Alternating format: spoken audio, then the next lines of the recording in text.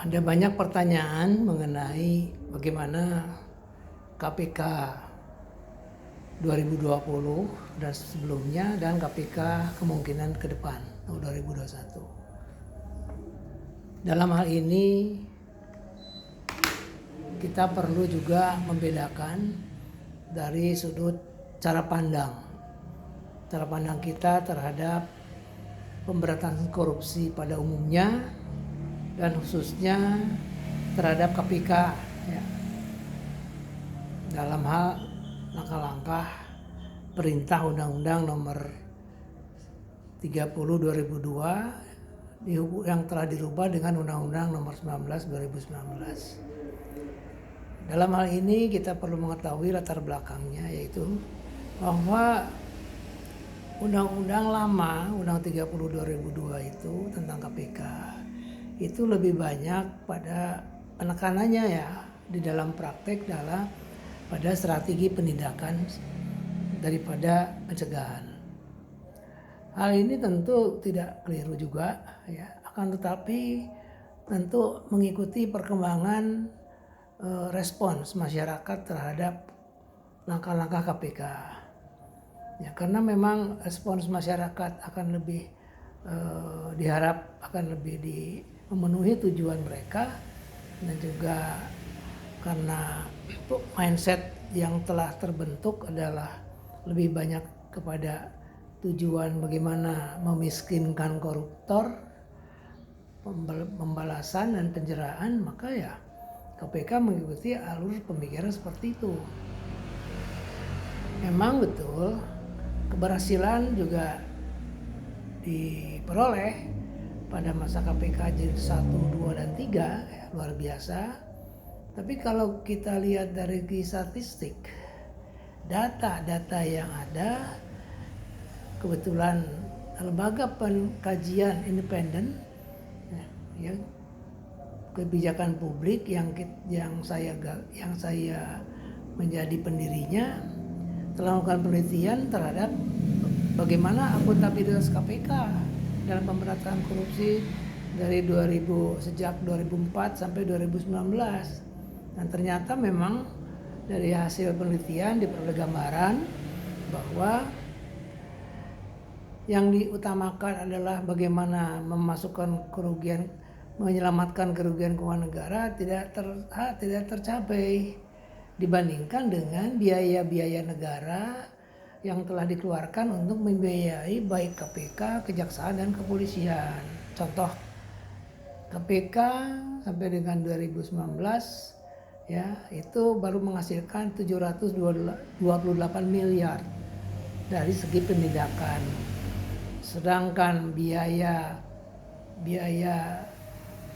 kerugian negara yang telah terjadi itu mencapai triliunan.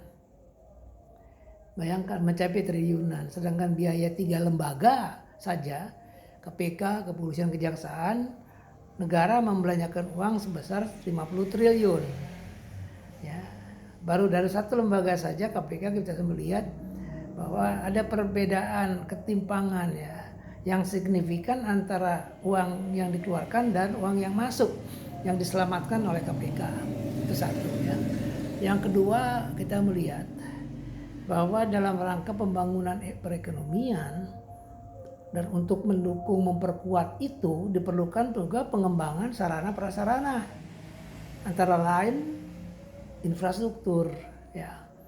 Tapi kemudian dalam kenyataannya kita lihat karena memang KPK tidak keliru memenuhi perintah undang-undang, ketika ada dugaan timbul kerugian keuangan negara yang juga telah dihitung oleh BPK, maka KPK bergerak untuk melakukan penyelidikan dan penyidikan yang berakhir dengan penuntutan di pengadilan ya, dan berhasil memasukkan ke penjara banyak pejabat ya, eksekutif, legislatif, yudikatif ya, baik pemerintah pusat, birokrasi pusat dan daerah. Luar biasa ya, luar biasa.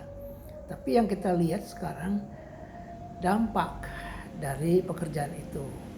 Di satu sisi dampak sosial psikologis bagi masyarakat itu menyenangkan ya, karena melihat itulah satu sukses.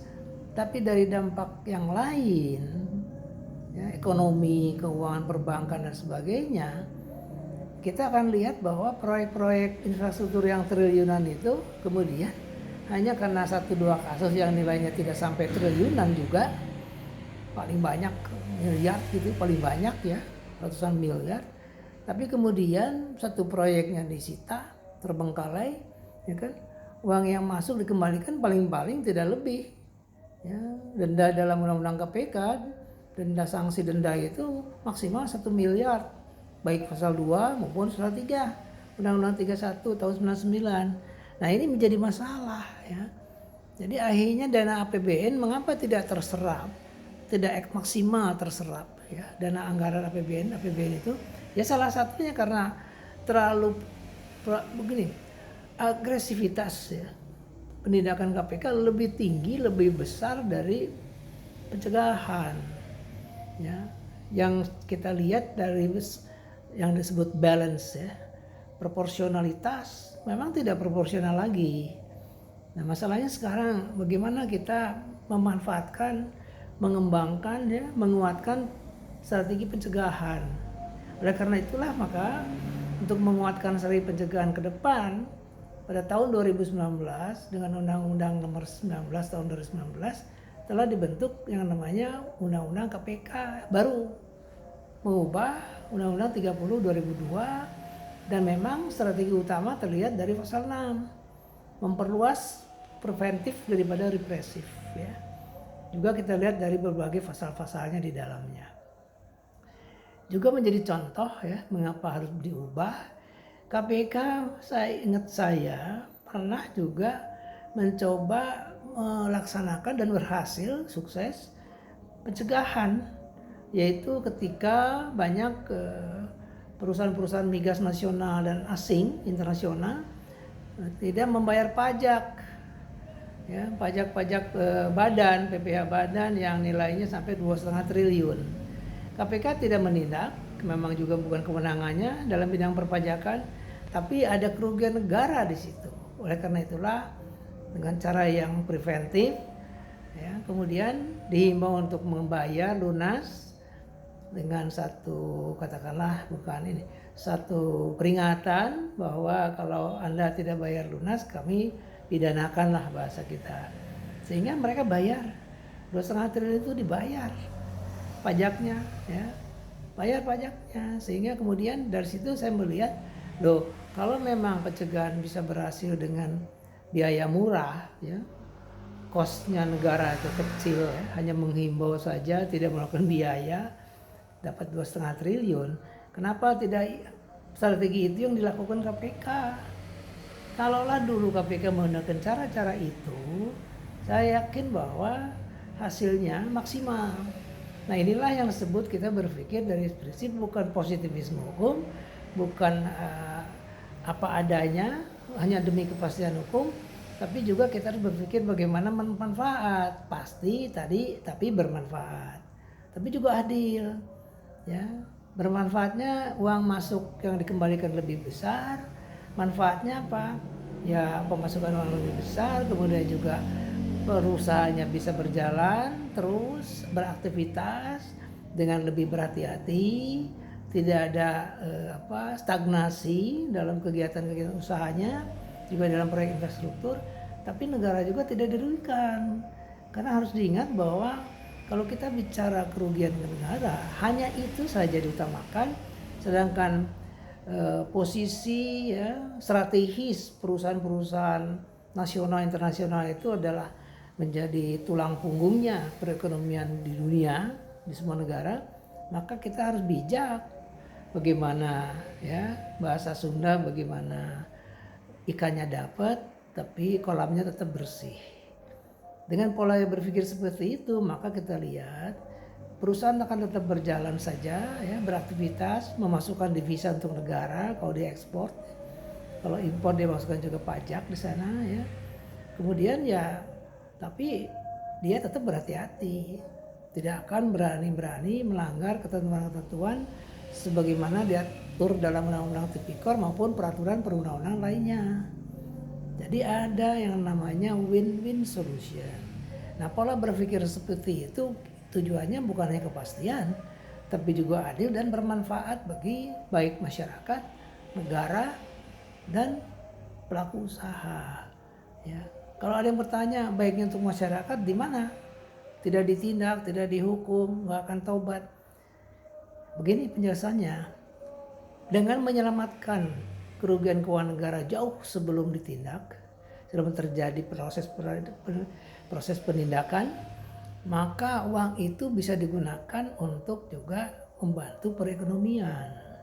Dengan membantu perekonomian, ya kan, kemudian devisa diperoleh, pajak juga diperoleh, itu semua juga untuk kepentingan kesejahteraan rakyat, masyarakat. Ya, jadi kita juga harus lihat, memang kita harus mulai, hukum itu bukan hanya ya menyelesaikan masa lalu, tapi hukum juga harus bisa merintis bagaimana ke depan, masa depan bangsa ini. Nah, inilah yang disebut teori hukum pembangunan dari Prof. Mohtar Sumatmaja, ya.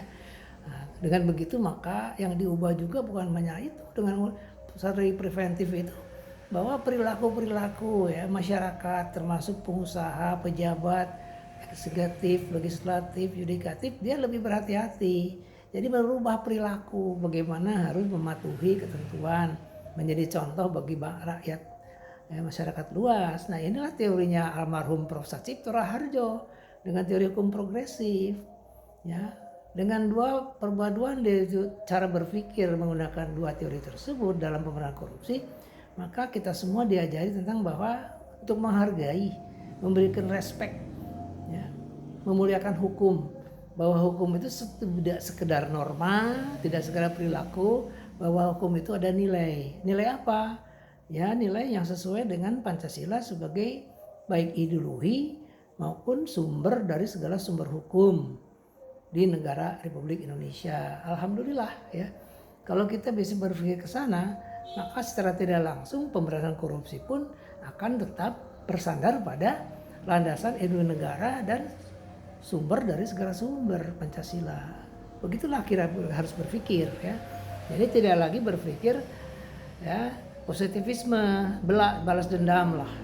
Karena dia merugikan masyarakat, maka dia pun harus merasakan bagaimana kerugian itu bagi dirinya. Tidak lagi ya. Nah, dengan undang-undang KPK yang baru maksudnya adalah ke arah itu. Ya. Jadi dari segi pandangan, perubahan pandangan yang mendasar ini dalam menangani korupsi, maka memang ada pernyataan-pernyataan kritik masyarakat yang menafikan lah ya, bahwa KPK akan jadi lemah. Ternyata secara Pak Firly CS secara diam-diam ya, silent operation, dalam 1 minggu bisa juga menetapkan tersangka 2 menteri loh. Ya, 2 menteri dalam kabinetnya Pak Jokowi, ya kan? Dan alhamdulillah presiden juga tidak ada intervensi, semua mengapresiasi. Ya kalau kita hitung-hitungan kayak begitu, kapan ya jilid 3 dan sebelumnya itu bisa menetapkan tersangka 2 menteri dalam 1 minggu. Nah itu hitung-hitungan logika saja yang sebetulnya juga tidak benar dijadikan parameter ya keberhasilan. Jadi parameter keberhasilan tadi bahwa pemberantasan korupsi menggunakan 2 strategi, pencegahan diutamakan, penindakan memang ultimum remedium. Tapi baik 2 strategi itu tetap harus berdasarkan prinsip efisiensi, maksimalisasi, dan keseimbangan. Ya, keseimbangan, equilibrium. Tapi 3 prinsip tersebut tidaklah bernilai kalau tidak dilandasi pada teori-teori ahli-ahli hukum Indonesia. Teori hukum pembangunan, teori hukum progresif, dan teori hukum integratif.